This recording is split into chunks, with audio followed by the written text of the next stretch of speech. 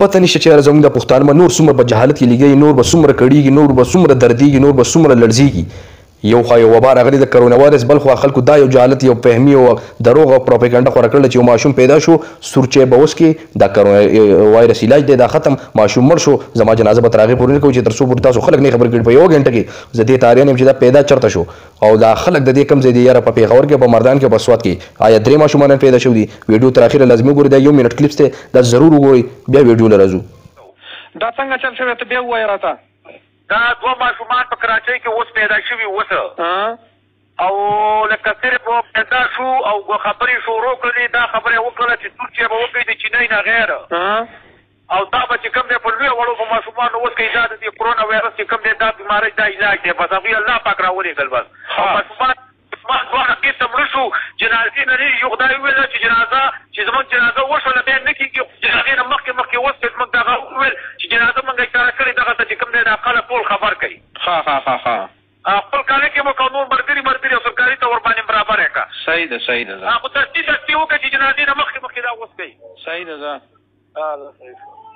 السلام علیکم ورحمت الله وبرکاتو. ملګرو امید لرم چې ښه وئ. څنګه چې تاسو ته پته ده ملګرو چې یو وبا راغلې ده په نامه د کرونا وایرس، ټول خلک په هغې کې مبتلا دي، څوک معافیانې غواړي، څوک نفلونه کوي، څوک څه کوي، څوک څه کوي، د دې لپاره چې یاره دا مرض الله تعالی واپس کړي او د دې عذاب نه خلک خلاص شي راشي. اوس په دې منځ کې بله یو غویمه راجوړه ده چې یاره یو ماشوم پیدا شو او خبرې وکړې، او څه خبرې وکړې، او چې لکه سور چای به پوخ کړي د دومره ټیم په مقدار باندې به دا اوس کوي. لکه مثال په 74 چې اوس لکه ماشوم په 1 بجه پیدا شو چې د 5 بجو پورې به دا تاسو اوس کوي، دا ماشوم وي، او دا مرض به الله تعالی ختم کړي، دا د دې مرض علاج دی، او ماشوم مړ شو. نو فیسبوک چې کولاو کې سوشل میډیا ته چې لاړ شي نو بس د یو ماشوم غویمه ده، ټولو خلکو دا ریکارډونه ورکړلي، څوک څه کوي، څوک څه کوي وغیره. نو زه تاسو صرف دا وایم څنګه چې ملګرو تاسو دغه خبرې مو اورېدې، ما تاسو سره شیر کړلې په لاول کې یاره چې د 1 منټ خبرې وي چې یاره دا بالکل غلط پروپاګانډې دي، غلط دغه دي کې هېڅ حقیقت نشته. نو تاسو ته مهرباني وکړئ دا چې د خپل پوسټونو دا ټول څه چیز چې دا ډیلیټ کړئ. چې یو ماشوم پیدا شو چېرته پیدا شو، لکه دا خو عجیبه خبره ده، عجیبه سوال راغی، بس مړ شو دا خبره یې وکړه. نو چې یو څیز مو په خپلو سترګو نه لیدلی، په خپلو سترګو باندې که نه، نو دې خبرو له دومره شد مه ورکوئ چې یاره دا کار داسې وشو. بله خو دا سوشل میډیا دی، فیسبوک ته مونږ اریانو داسې څیز به وایرل کړي چې ستا ذهن به هم نمونې عجیبه خبره ده، لکه فرمان کسکر شو اوس دا خبره ده که نه چې د ماشوم ده. نو فیسبوک ورته مونږ وایو چې یاره مهرباني وکړه، فیسبوک ته وایو چې مهرباني وکړه داسې قسمه دروغ مه وایرل کوه چې دا خلک بیا په یو دوه کې حیران شي چې یاره دا کار داسې شو دی که نه دی شوی. صرف دا وایم چې یو څیز ما په خپلو سترګو نه دی لیدلی، بل په خپلو سترګو نه دی لیدلی، او د هغې باوجود یو سړی دا غلطه پروپاګانډه کوي یاره چې یو ماشوم پیدا شو. اوس چې دی پیدا شو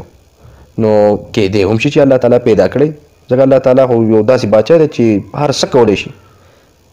هر څه کولی شي. چاړه روغ کولی شي، روغ چې دی د هغه نه چاړه جوړولی شي، ته چې څه اورې تا کڼولی شي، ته څه نه اورې تا بیا داسې طاقت تعالی درکولی شي، ته د اورېدو طاقت ته به اورې.